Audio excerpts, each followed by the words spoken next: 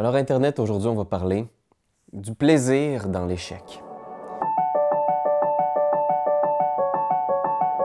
Oui, puis en fait, j'aurais pu aussi parler des défauts, hein, des problèmes, des imperfections.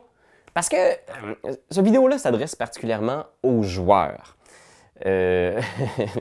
Parce que c'est quelque chose que je vois régulièrement.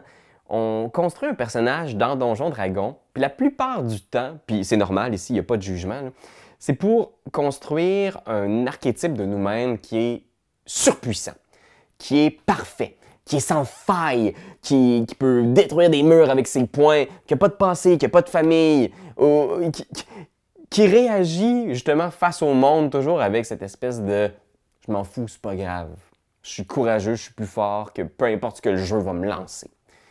Puis je comprends ce genre de personnage-là, puis c'est-à-dire j'en ai croisé beaucoup au cours de ma carrière de maître, puis parfois même ils peuvent être intéressants, mais le cri du cœur que je lance aujourd'hui, c'est j'aimerais tellement voir plus de personnages avec des faiblesses, des personnages qui prennent du plaisir aussi dans l'échec. Parce que j'ai réalisé ça dernièrement, tu sais.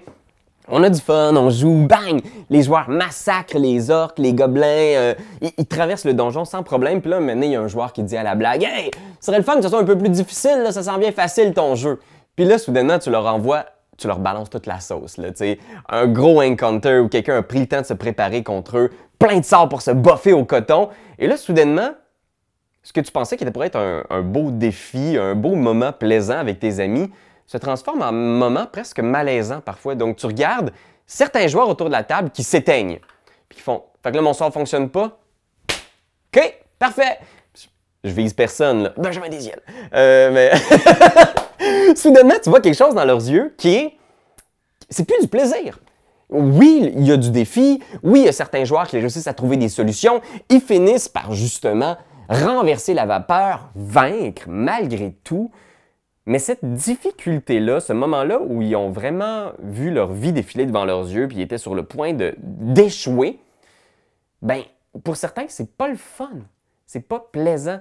J'aimerais ça, avec vous aujourd'hui, lancer cette réflexion-là pour essayer de cultiver avec notre table, avec notre groupe, cette ambiance-là dans laquelle l'échec peut être aussi une option plaisante. Puis je pense que ça commence dans la création de personnages. Ces personnages-là, parfaits, sans faille, qui sont construits pour gagner, pour tout détruire, moi, j'y trouve rapidement lassant, personnellement. Je préfère voir un joueur arriver avec un personnage qui a des faiblesses, qui a des défauts, qui a justement un angle mort. Par exemple, c'est un guerrier extraordinaire, mais il a vraiment un cardio de bouette. Parce qu'il fait de l'emphysème à cause qu'il fume trop.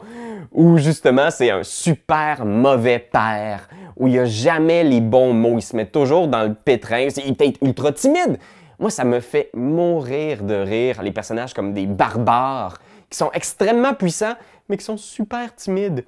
Fait que dans des situations sociales, ils sont méga vulnérables. Je trouve que là, quand il y a ces faiblesses-là ou ces petites failles, on a de la place pour de l'histoire, pour du drame, pour de la progression de personnage aussi. De voir un personnage qui a un défaut, ça lui laisse l'occasion de surmonter ce défaut-là. Parce que le personnage qui est déjà parfait dès le début, il y a souvent peu de progression. Oui, il massacre des choses plus fortes, mais c'est intéressant de voir un personnage qui justement, qui rush physiquement de venir soudainement, de surmonter ça, puis de se dépasser pour sauver son ami, pour lever le rocher sous lequel il était coincé, ou de voir un barbare timide, soudainement, adresser la parole au monarque pour dire sa façon de penser, même si c'est maladroit.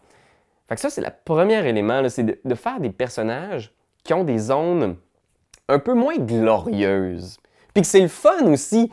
Il y a aussi du fun à saboter un peu son équipe. Et là, je vous entends, là. Saboter mon équipe, mais c'est pas le fun, c'est sûr. Mais non, mais je veux dire, de mettre son personnage dans une situation où on sait que ça risque de créer du drame, où on sait qu'il risque de peut-être pas briller. Par exemple, on sait que le barbare, c'est pas la meilleure personne à envoyer négocier, mais peut-être qu'au niveau de l'histoire, ça fait du sens que le barbare fait « Non, regardez, poussez-vous, là, je vais le dire au moins moi, ce que je pense, puis que le barbare roule le jet de persuasion, même s'il y a un négatif à son modificateur de persuasion. Donc, mettez-vous dans ces situations-là et cultivez le plaisir et l'excitation de voir justement cette situation sur le bord du déséquilibre. Alors, de ne pas nécessairement faire les choses toujours pour qu'elles soient optimisées, les plus fortes. Des fois, de faire des choses qui sont thématiques, il y a aussi un plaisir, un bonheur là-dedans. Puis finalement, ben, les combats, tu sais. Quand un combat tourne mal, je pense qu'il faut cultiver ce plaisir-là de regarder le défi en face. Et votre projet, qui était censé fonctionner, par exemple, vous voulez faire fou rire de Tasha, et à répétition, vos adversaires réussissent leur jet de sauvegarde et vous avez l'impression de perdre vos tours successivement. Trouvez une façon de tourner ça de façon agréable, d'en faire une blague. Peut-être que vous, justement, vous agrémentez votre sort d'une plaisanterie qui tombe à plat à chaque fois. Peut-être que vous prenez un moment à chaque fois qu'un de vos sorts échoue pour décrire la réaction intérieure de votre personnage, pour pas que vous ayez l'impression d'avoir juste complètement perdu votre tour. Puis l'avantage de ça aussi, c'est que ça aide l'ambiance autour de la table. Parce que tout le monde est à l'affût de ça. Et si les joueurs perçoivent qu'il y a un des joueurs autour de la table qui n'a plus de fun, parce que ses sorts ne rentrent pas ou ses attaques ne réussissent pas, ça va affecter le plaisir de tout le monde. Alors, essayons comme équipe de cultiver ça, de garder le sourire, même dans l'adversité, ou de trouver une façon d'en tirer du plaisir.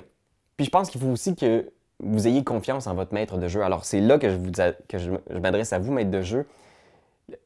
Assurez-vous que si vos joueurs subissent un revers important, que ça ne signifie pas nécessairement la destruction complète de tout ce qu'ils ont bâti. Comme ça, vos joueurs vont se sentir en confiance, puis ils vont savoir que même si tout le monde perd connaissance, vous ne ferez pas juste comme, bon, ben, il vous ouvre la gorge, puis c'est fini. Bon, ben, on s'en repart des nouveaux personnages la semaine prochaine, guys! Il faut qu'ils se sentent en confiance que si tout tourne mal, vous avez des options dans votre manche. Peut-être qu'ils se réveillent dans une prison, peut-être que ça ouvre justement le plaisir de découvrir une nouvelle situation de « wow, on n'a plus d'armes, on est dans un cachot. Qu'est-ce qu'on fait avec ça? » C'est le fun, ça, de découvrir ça, mais pour ça, il faut justement que tout le monde embarque et que tout le monde soit prêt à ça, que les choses ne tournent pas nécessairement tout le temps du côté de la gloire, de la victoire et des joueurs qui défoncent tout. Puis encore une fois, il n'y a pas de jugement. Hein. Peut-être que pour votre groupe, c'est ça qui est le fun, de tout massacrer puis de faire des personnages qui sont sans faille. Puis vraiment pas de jugement. Vous êtes les mieux placés pour savoir ce qui est le fun pour vous.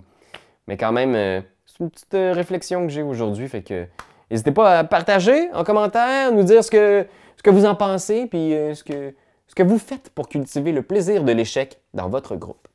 Fait que voilà, c'était mes petits conseils. J'espère que ça vous a aidé. Puis je vous dis à bientôt. Quand t'aimes quelque chose, tu donnes des bisous dessus. Mais comme c'est un ordinateur, tu donneras pas de bisous. Tu vas plutôt commenter, puis tu vas partager. Oh oui, partager, partager, partager. C'est la leçon de Jésus!